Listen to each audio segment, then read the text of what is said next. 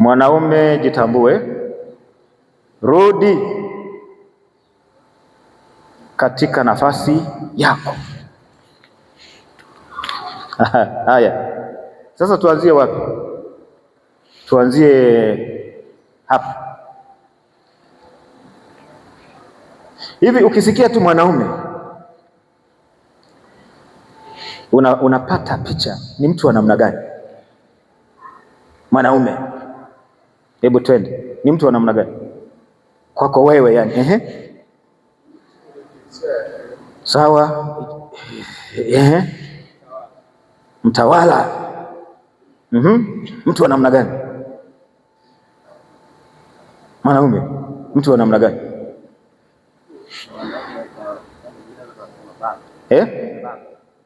Baba. Sinipendi basi, twende haraka haraka. Mtu wa namna gani? Yani ukishasikia mwanaume, sema wewe mwanaume bwana. Mtu wa namna gani? Nahama.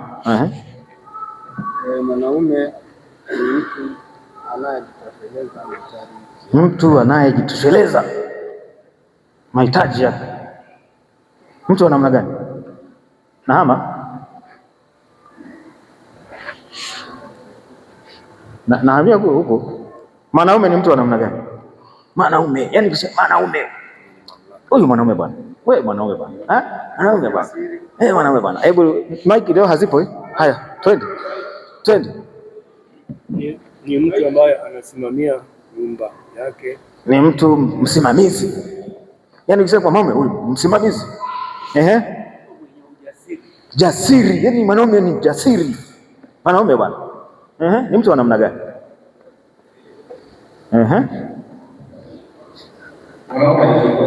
Kiongozi. Yani ukisikia mwanaume hapa ni kiongozi. Mwanaume ni mtu wa namna gani? Ni mtu mwenye nguvu. Yani zinamhusisha mwanaume. Mwanaume ana nguvu. Sorry, yupo tu. Mwanaume mtu mwenye hekima, sio yupo tu, ana hekima zake. Mwanaume ni mtu wa namna gani?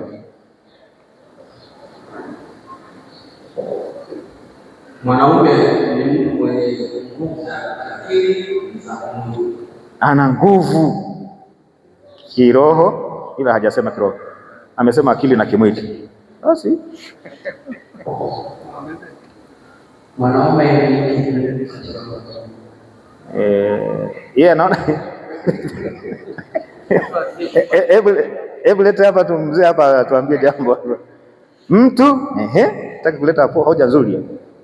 Mwanaume ni mtu ambaye hataki kushindwa, yote yanawezekana. Ni mwanaume huyo, pambanaji. Mwanaume huyo. Ongea mwanaume, ndio tunataka tumseme sasa. Ni mtu wa namna gani? Kwanza ni mtu anayeweza kujisimamia. Mwanaume huyo, mwanaume ndio hapo sasa. Ni watu wa namna gani? Ndio tunataka tuwasemeseme hao watu. Kuna mkono wapi? Kule mwishoni, alafu tutarudi hapa tuendelee na ni mtu wa namna gani huyu mwanaume. Hizo sifa unavyozitaja huo unajirudia, sio unatajia wa wengine, unajirudia. Mwanaume ni baba wa familia. Mwanaume ni baba wa jamii. Hata kama hajaoa anaonekana ni baba wa familia, ni baba hapo alipo, ni baba. Hata kama ni baba hivyo, hata kama hana wanaomwita baba, ila ni baba. Haya, kulikuwa na mkono mahali ya mwanaume ni mtu ambaye anayebeba majukumu yanayohusu majukumu. Mwanaume ni mtu ambaye anabeba majukumu yanayohusu mwanaume. Sawa, yanayomhusu mwanaume hatainishi, anabeba yeye. Hebu mpe mzee hapa. Nataka tumseme mwanaume, alafu ndio tuingie sasa. Tunaongea nani? Mwanaume ni mtawala aliyepasishwa na Mungu moja kwa moja kutoka uumbaji. Ni mtawala, yeye anaona ni mtawala. Yeye kama mwanaume anaona ni mtawala. Tumemsema eti wapi, bado mnataka kuongezea kule? Mpe maiki kule huko, huu mtawa huko. Wanataka na wenyewe watusaidie kutusema sema mwanaume ndio nani? Mwanaume ni taifa la Mungu. Taifa. Haya, twende na mama. Mpe mama hapo tuone yeye anatuelewaje.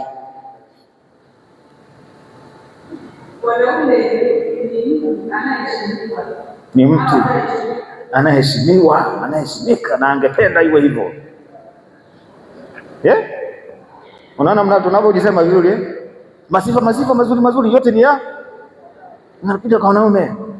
Pata mtoto ana akili hiyo, sema huyu ni mimi. Ukipata vitoto lijinga, yeye ana akili kama ya mama yake. Si ndio? Wewe tunasema hivyo au umesahau? Yaani unachagua huyu akili yangu kabisa, huyu ni mimi kabisa, copyright, huyu ndio mimi bwana. Lakini likiwa lijinga, huyu ana akili. Mimi siko hivyo. Kwa nini? Kwa sababu tunapenda sifa hizo ni za kwetu wanaume. Mwanaume ameumbwa kwa namna ya kutisha, akifika mwanaume kwenye familia yote inapigwa.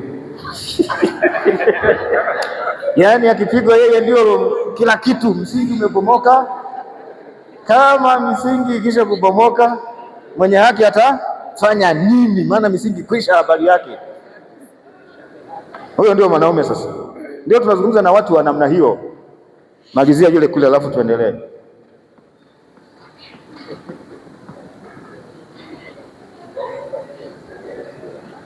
Mwanaume ni mtu ambaye amebebeshwa vitu kadhaa kama vile uongozi, utawala, dira na mwelekeo halisi katika maisha. Ameongezea dira na nini na mwelekeo, kwamba mwanaume ni dira ya familia. Huwa kuna confusion, anafanyaje sasa? Yaani ukipoteza dira inaitwa nini? Si ndio hivyo? Akichanganyikiwa, yani akipoteza dira, amepata ile ndoe nini ile bumbuazi, akipigwa bumbuazi, familia yote kuisha, habari yake. Naam, unataka kusema? Basi hamna shida, tayari. Kuna mzee huko kumbe. Mpe mwenyekiti. Sasa ni kwa ajili ya umefanikiwa kwa mwanzo wa 12 baadaye anasema akifika Shelui atanijulisha. Sifa nzuri. Ni nani mwanaume? Haya ndio tumemtaja jamani. Tumetaja mambo mengi mazuri yote. Haya, mimi hapa nimeandika na yenyewe pamoja na hayo mlioyasema. Mwanaume ni mtu wa namna gani? Yaani tumemsema vizuri sana, lakini tuone ndivyo alivyo. Tumesema mwanaume ni mtu jasiri, si tumesema hayo yote? Ni mtu jasiri, ni mtu mwenye, yani ukisema tu mwanamume, mtu mwenye akili, yani ndivyo inavyotafsirika. Ni mtu shupavu, ni mtu chapakazi, ni mtu mpambanaji, ni mtu mwenye nguvu, ni mtu mtulivu kwa namna fulani usipomchokoza, ni mtu mtoaji, ni mtu mvumilivu, ana kifua cha kuvumilia, ni mmiliki, ni kiongozi,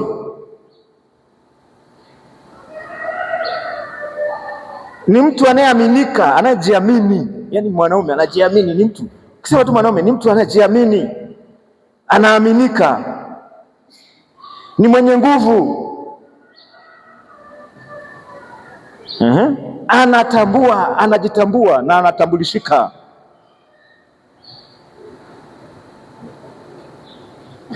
Ni mtu mwenye msimamo.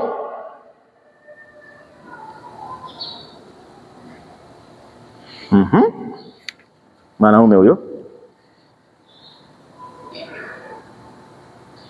ni mtu asiyeombaomba. Sawa, si ndio mwanaume?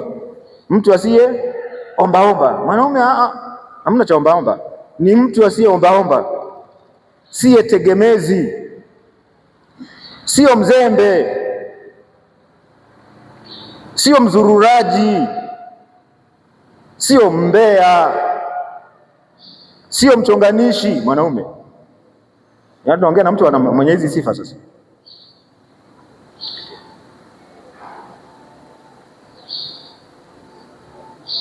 anayechukia aibu. Mwanaume hataki kupata nini? Aibu. Anayechukia aibu. Si mwingi wa habari. Mwanaume sio mwingi wa habari. Ukutana mtu ameshapotoka ujue tayari keshaacha nini? Keshaacha nafasi yake, ndio anaambiwa rudi. Mwanaume ni mtu anayejifunza kimya kimya. Huwa wagumu kukiri. Si unajua huwa wagumu kukiri. Mwanaume ni mtu mgumu kulia. Unafikiri wanaviangalia? Ni mtu mgumu kulia. Unajikuta wanakufa na mapresha kwa sababu si wagumu kulia. Yanaishia ndani, badala ya kuyapumua yaende huko mahuzuni, wanayameza. Mwisho wa siku yanageuka yanaharibia siku tena. Lakini ndivyo walivyo wanaume. Yaani ni mtu ambaye ana msimamo wake, si mtu mwepesi. Ni mtu anayejiamini katika mambo yake. Ndivyo walivyo wanaume.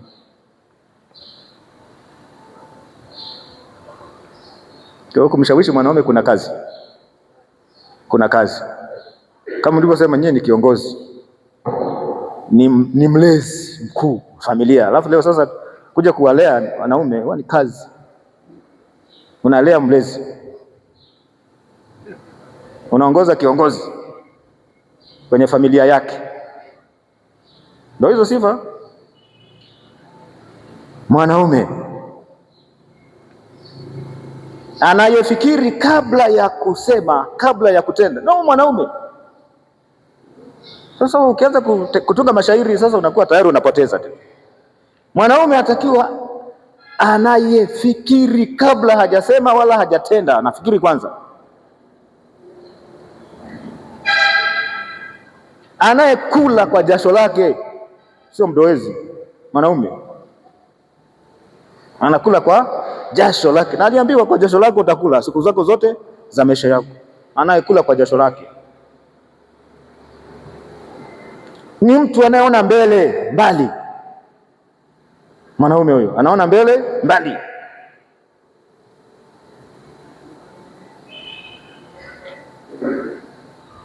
Ni mtu anayependa kujitosheleza, asiyekiri udhaifu.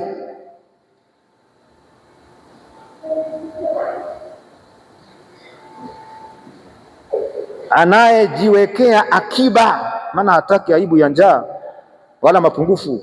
Angependa kila kitu kiende vizuri. Huyo ni mwanaume.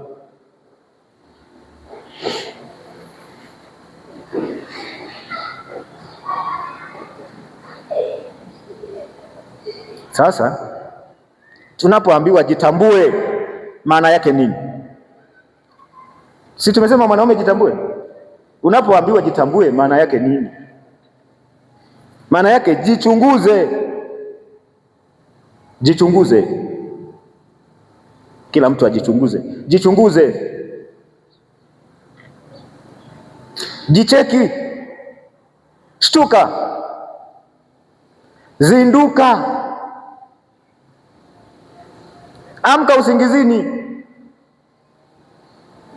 amka usingizini, jiangalie, jikumbushe historia yako ya kwamba wewe ni kichwa, ni kiongozi wa familia. Wewe ni nani? Ni kichwa na ni kiongozi wa nini? Lakini mara zote baba amekuwa kiongozi na kichwa cha familia yake. Ukiachia hapo, hayo tulishayasema tayari matokeo yake. Jione ulivyo sasa. Je, upo kwenye nafasi yako?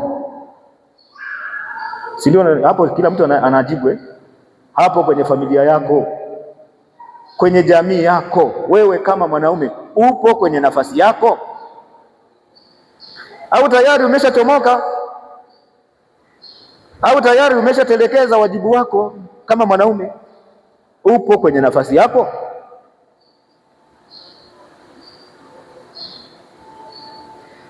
Tunakuuliza tena, je, umekalia kiti sawasawa kama baba wa nyumba?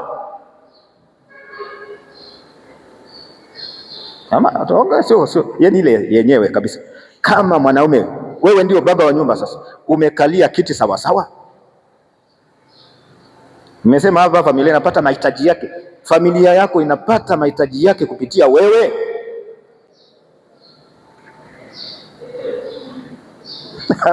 Au umeshamtelekezea mama, anabeba kila kitu. Huku nyewe mnaposema hapo mnasema vizuri, lakini turudi kwenye nyumba yako, kwenye familia yako. Hayo tuliyokota yasema hapa mazuri yapo kwako.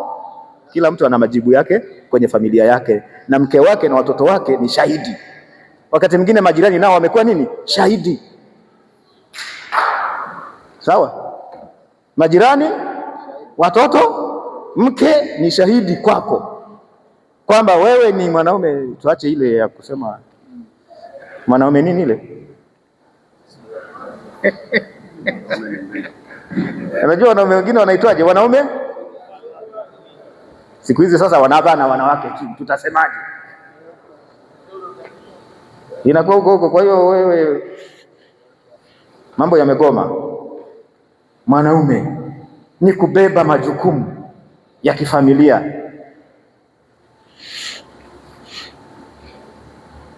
Leo tunaendelea kuulizana maswali.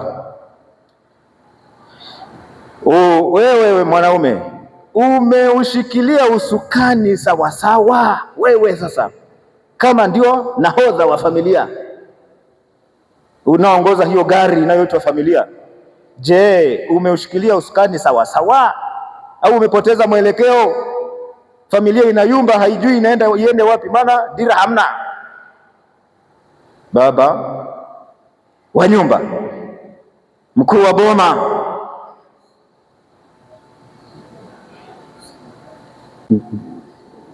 umeshindwa wapi? Ukoje sasa? Mambo kwako kwenye familia yako, wewe kama kiongozi wa hiyo familia, inaendaje? Mambo yanaendaje kwenye familia yako? Nimesema hivi, mashahidi ni mke na nani? Watoto na ndugu na majirani ni mashahidi kwamba hii. Unafikiri familia zote mume na watoto wanaweza wakashukuru nilivyosema hapo? Wengine ni kama yani ingekuwa ajenda hii ni nyongeza tu, mengineyo yani mtu anakuwa ni nani kwenye familia yake, yeye anakuwa nani mengineyo kwenye ajenda, yani hata